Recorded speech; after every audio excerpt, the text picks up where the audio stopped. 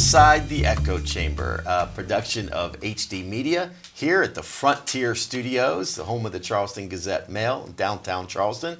Proud to be your host today. I'm president of the company, Doug Scaff. We have an exciting show for you today. Think about it. You've heard a lot of news. Could a mega conference called the LIV really be coming to West Virginia? A Saudi-backed golf tour? Possibly. We're going to talk to Ryan Pritt, one of our sports reporters here in just a little bit. But first, don't look now. The days of summer are winding down. Can't believe it. Where did summer go? It's almost time for schools to reopen, have students flooding the classrooms. We're less than 2 weeks away, especially here in Kanawha County. Joining us now is Dr. Tom Williams, superintendent of Kanawha County Schools. Welcome back to the show, Tom. Thanks. Glad to be back. Thanks for having me. Where did the summer go? Every year, I think it goes faster and faster. Of course, the older I get, everything goes faster and faster. But it's exciting. So the countdown is on. And what is the first day? August 22nd? August 22nd is first day of school. So a week from this coming Monday, and we're fast and furious getting things ready to go. Well, we have one of the largest school districts, obviously in the state, 25,000 students coming back. Where are we? There's always a concern, with teachers. Do we have enough teachers? Are classrooms ready to go? Are they staffed? Most of our classrooms are ready to go and staffed. We have approximately 150, 160 vacancies, which is a little more than normal. But our principals have plans in place in case, they don't have someone on the first day. I don't anticipate having many problems at all. We had a job fair today for folks who are interested in maybe changing careers and becoming teachers, and within the first hour we had 20 folks show up. And it was 2 hours today. We ended up with 25 people that are interested perhaps in being teachers. We have another one next Wednesday, the 17th, from 4 to 6 at our central office on Elizabeth Street. So people can just show up. They can just come and bring their resume? Bring their resume. We'll walk them through the process, what you need to do. And then, of course, we have training and things to do to help them set up a classroom and, how to manage a classroom with students and that kind of thing. Is there any requirements that they have to be eligible to They apply? have to have a college degree. Okay. We call them 5202s. And you have a college degree, and then you can work towards a permanent certificate in education. Well, I know that's always been the topic, across the state, not just here in Kanawha County. No, across the it's nation, everywhere. Teacher shortages across the nation. It seems like teachers and nurses, that's the two biggest shortages in any industry out there. But I know at one point we were about 1,500 shortages across the state. Right. What do you think it has to do with? Do you think it just has to do with the times we're living in now, or the wage? Actually, I think it's a combination. It seems like a lack of respect for educators, that has a lot to do with it. Salary has a lot to do with it. But it's hard. It's hard to be a teacher. Folks think that you just walk into a classroom and things happen, but there's a lot of planning to do, and it's a difficult job if you do it right, and a lot of stress. I know the last few years, the legislature's trying to get those salaries up right. and attract people in and do things creatively. Is there a certain subject or content matter that maybe we have a harder time filling, the teachers? Actually, all of them now. Special ed is very difficult. Spanish, math is extremely difficult. English, elementary positions, you name it, we'll take them.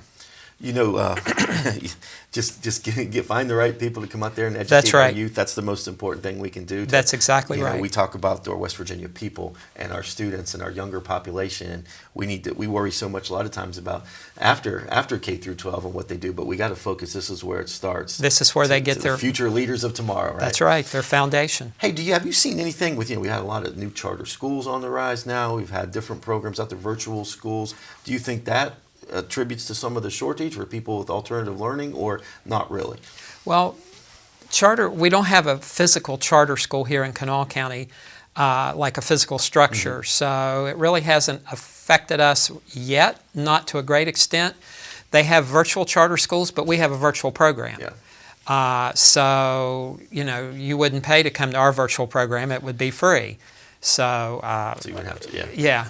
What about, we've come off of 2 years now with COVID, And then dealing with that, is there any measures here in Kanawha County? Are we is mask off now? We're going back as normal? Right, we're Starting off? starting the school year off normal. Masks will be available, Clorox wipes, things of that nature will be available if a student or teacher wants some. Okay. We've supplied the schools and the buses, but again, it's optional, and we just like folks to know that we do have them available. Well, that's great. I mean, that's those kids want to get back to normal. Yes, I know the they teachers do. want to get back to normal. I believe it's been almost 2 years now since it's been normal. 2.5, yeah. I can't wait. Because it's affected athletics, it's affected extracurricular activities, obviously Everything. in the classroom.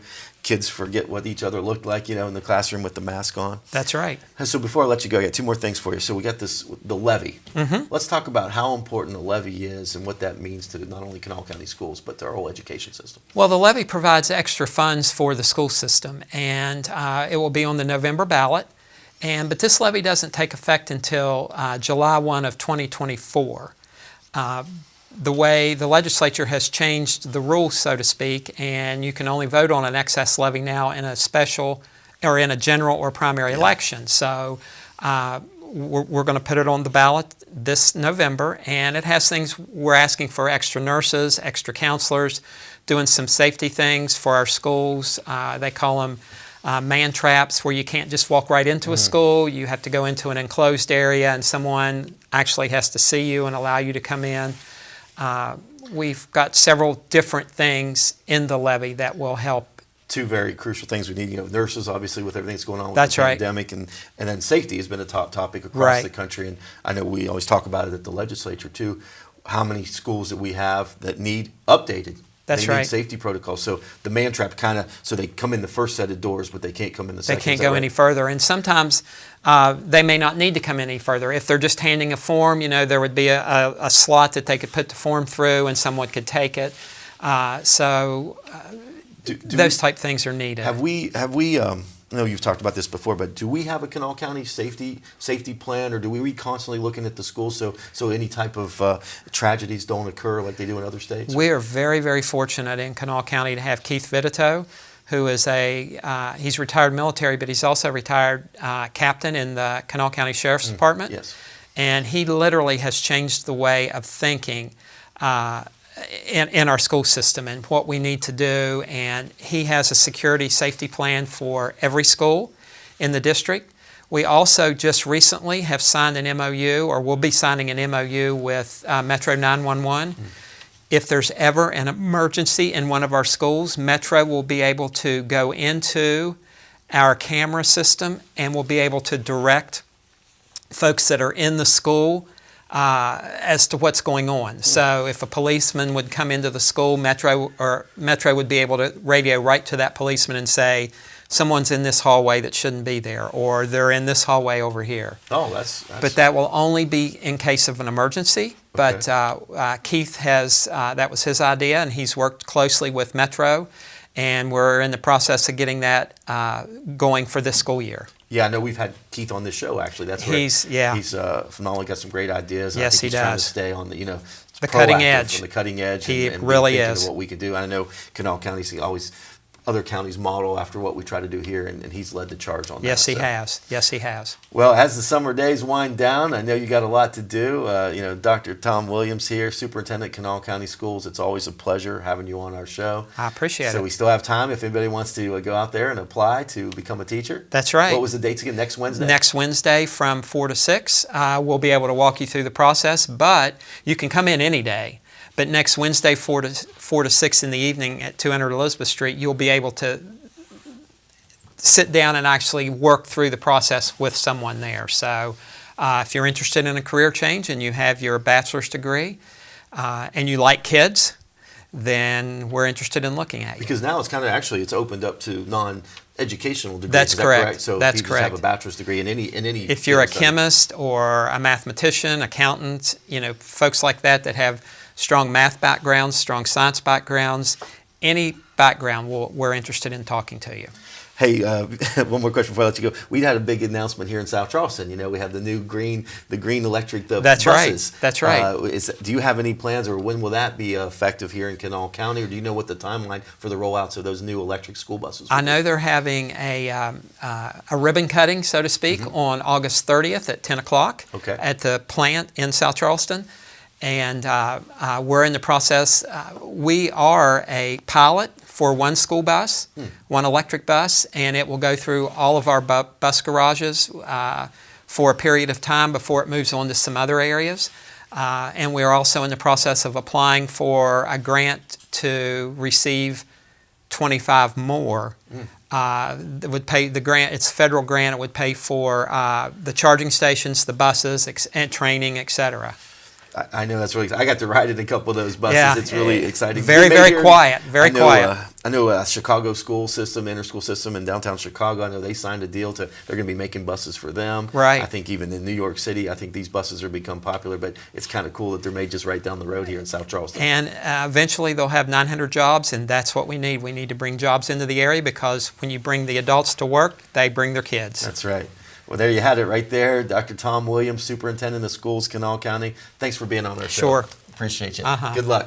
Back Thanks, to Doug. school. Hey, we're going to take a quick break, everybody, and we come back. You just heard from Dr. Tom Williams and how those dog days of summer are winding down, and get your golf in. And we're going to be talking about golf when we come back with Ryan Pritt in the LIV golf tournament. We know who we are, where we have been, and where we are going. Healthcare is ever-changing, and we are evolving to meet the future needs of our community. Thomas Health is honored to announce our affiliation with the WVU Health System. WVU Health System and its network of hospitals and physicians across West Virginia, Ohio, and Pennsylvania will allow Thomas Health to elevate and expand the current services we offer to this region. With broader access to specialists and subspecialists and the full support of the preeminent health system in our state, we look forward to being your first choice for medical care. Together, proudly serving our community and the state of West Virginia, today and tomorrow. The West Virginia State Building and Construction Trades is a group of local construction trades unions and their members who work in West Virginia and the border counties of our neighboring states. We promote education and safety on job sites through our 13 registered apprenticeship programs, which are training the workers of today to construct the roads, buildings, industrial plants, and bridges of tomorrow.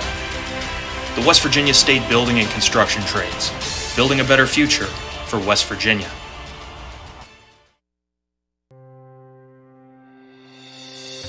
A new day begins, and what happens today must be covered, reported, and passed on to everyone in the region we serve. We are journalists, staff writers, editors, storytellers. Who are we? We are HD Media, trustworthy and always here for the times we live in. What started as the Parmar Oil Company in 1967 has grown into 116 convenience stores in 4 states. Parmar convenience stores offer monthly product specials and grab-and-go items. Located just down the street from where you live, Parmar stores are all about being your above-par convenience store. If you don't have a Parmar store near you now, you will soon. Parmar Convenience Stores, neighbors serving your community and making life a little bit easier every day. Welcome back, everybody, to Outside the Echo Chamber. I'm your host today, Doug Scaff. And hey, just last week, the Charleston Gazette-Mail, our own reporter, Ryan Pritt, broke the story about the Saudi Arabian golf tour, LIV, possibly coming to the Greenbrier. Well, after conversations, with Greg Norman and folks down at the Old White, here we are. Yeah. Ryan Pritt, our own. Welcome to the show, Ryan. Hey, thanks for having me. Great setup in here, man. So yeah, well, thanks for being on the show. Absolutely. So tell me about this. So you were at the Greenbrier and you were able to break this story. So what is going on? Is this for real? This LIV Saudi Arabian golf tournament? Yeah. So they're at least in the initial stages of this. So what Greg Norman was doing was he was out on the grounds of the Old White, which used to be the Old White TPC, that of course held the Greenbrier Classic for a decade, and he was scouting the golf course as a potential site for a Live Tour event next year.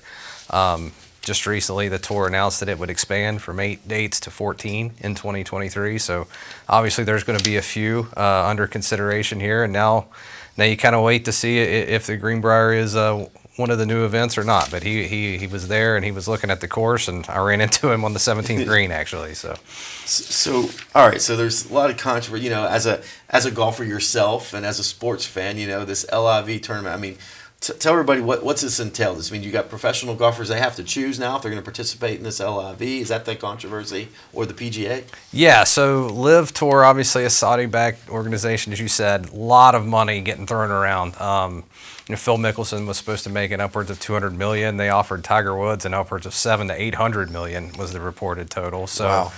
A lot of money to throw around, and it's attracted some of the sport's biggest names. Brooks Koepka is already over, Dustin Johnson.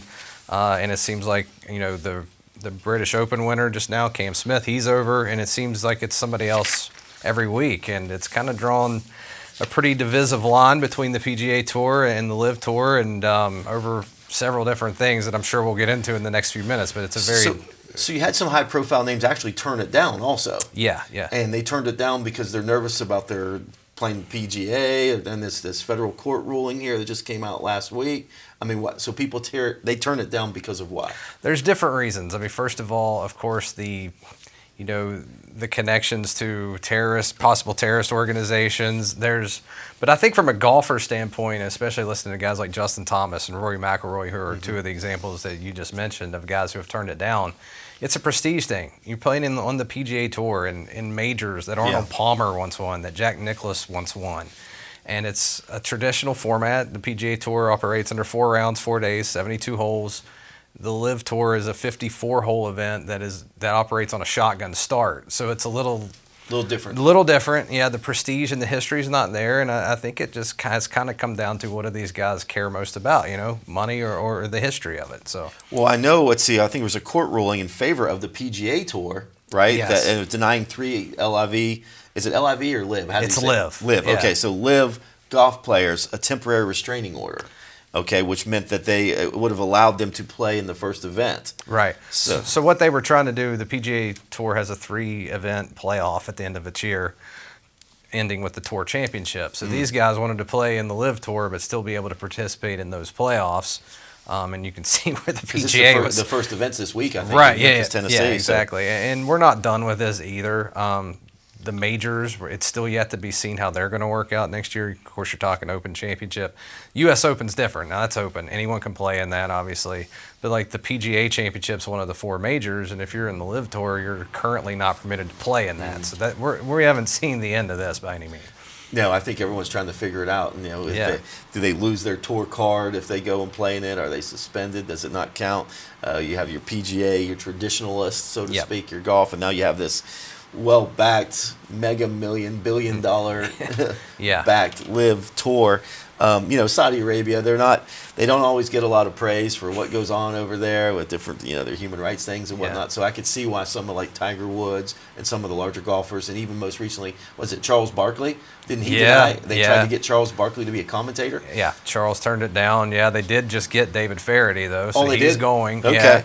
And like I said, it's every week, but it's one of the most divisive things, things that we've seen in sports in recent memory. It's a hard line for sure. Well, and you got a lot of younger golfers, Yeah. more powerful golfers and fun, and they don't care about Right. tradition. They're just out there wanting to make money and have fun. And the money, the obscene amount of money that this tour is offering for winners. I mean, under $250 million in prize money out there in some of these tournaments. Yeah, and for a young golfer like you said, who maybe isn't established, who hasn't won a bunch of PGA Tour money before, I mean, that could be even more alluring, because you're looking at establishing a life for yourself. Where some of the other guys that already had hundreds of $1 million in the bank, it may be a little different.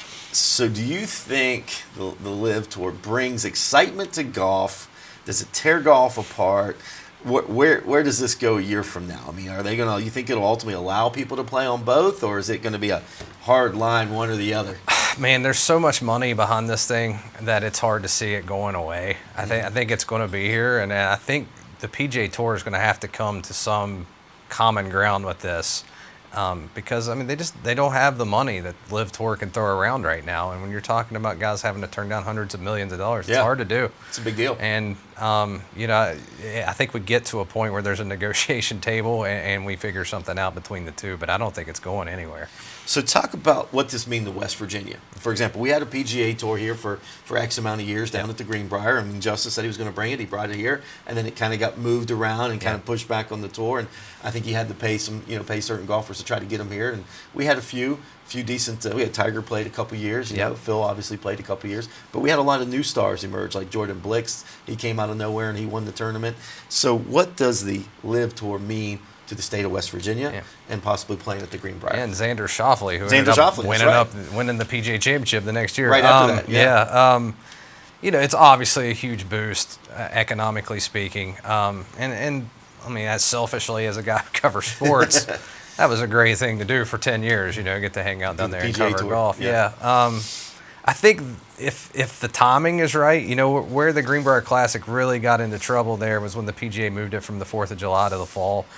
As you know, and we all know, West Virginia is a football state, and if it interferes with Marshall or WVU, it's not happening. No chance, right? Yeah, attendance declined in a hurry and all that, but it actually got a draw from Virginia Tech and from Blacksburg and sure, from Virginia and Tennessee as well. So and those fan bases aren't going to go watch golf that weekend either. And watch golf instead of going to see their football team. Yeah, and the Greenbrier is a great place. I mean, sure you've been there. It has everything that anyone could want to do. It's an awesome place to spend a weekend, and if they get the timing right and they get the names to come in there, I mean, it could be big for sure. Do you think, like, I don't know, from a number-wise standpoint, how many golfers does it take to actually, does the Live Tour have a good amount of golfers right now signed up? They have 50-some golfers signed up? Yeah, they do, 50, 60, and of course that number's growing by the day. It seems like I said, they just got the Open Championship winner. He's coming in. So by the time next year rolls around, you could be looking at 100. Who knows, who they lure between now and then. So do you think, like, maybe this gives a new surge to golf, or does it help with the younger generation and insert some excitement there into a sport that might have been, kind of dying out a little bit? Well, that's the thing. Golf was, it was on a slight decline, but the COVID thing actually, it's the only industry that got boosted by COVID. Because if you think about it, you can't be inside, you can't be around anybody. On a golf course, you're in wide open territory, and you could talk to some of our state golf association people, and they'll tell you, West Virginia in particular saw a huge spike during COVID in golf. So I think what Liv's doing is coming in at a good time when the game's actually upward, the trajectory is upward again, and it provides options. And I don't think this is where this ends for professional sports either. I mean, it's a matter of time before we see something like this in basketball or football or a rival organization from across the globe. The way we can travel and the way that mass media is anymore and how easy it is to stream games and watch games, this is the tip of the iceberg to me. So how long did they say, how long until they actually confirm that if we're going to have one here at the Greenbrier or not? No, there's no timetable, and I can tell you, just having worked some sources, that there is nothing concrete of right now. So I'm sure Greg Norman's going to take his time. There's a lot of golf courses that he's probably going to see, and I've heard that there's a big number of them. Do you know how many they plan to do in the United States? I don't know how many in the U.S. I know they are looking at 14 total. Yeah. And they're looking at, I don't think country boundaries or any kind of, deterrent for him. So well, maybe the Live Tour will bring back those cool concerts they used to have down there. Those good times where they had the old PGA Classic, and then they had those concerts back there on the Greenbrier grounds. We can get Aerosmith back down here. That was a good time, right?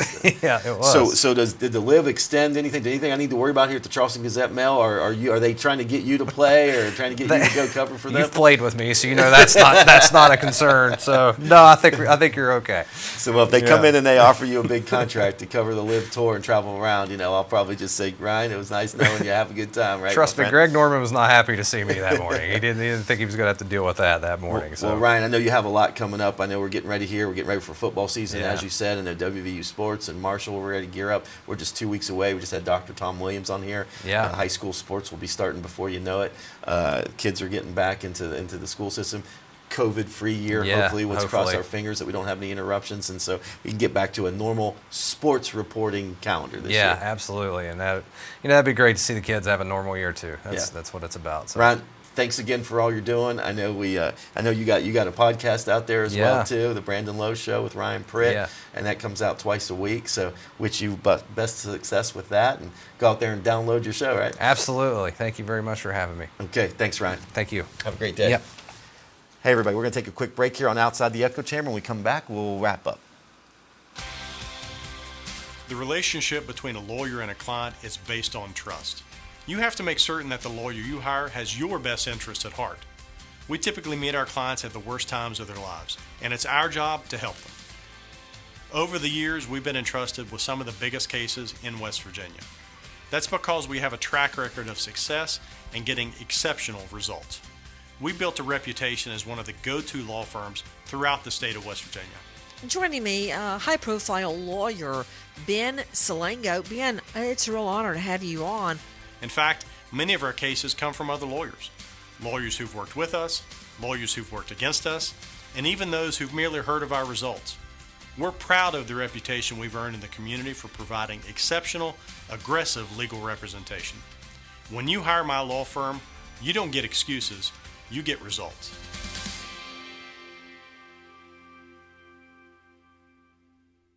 Here at Dutch Miller Jeep in South Charleston, we realize car shopping can be challenging right now. That's why we're committed to holding your hand through this process. Don't see the Jeep you're looking for on the lot?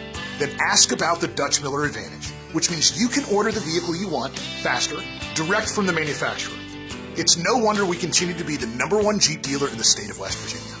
For a limited time during the Jeep Celebration event, make no payments for 90 days. Text or chat now at DutchMillerJeep.com. Looking for a friendly bank that you can turn to in your community?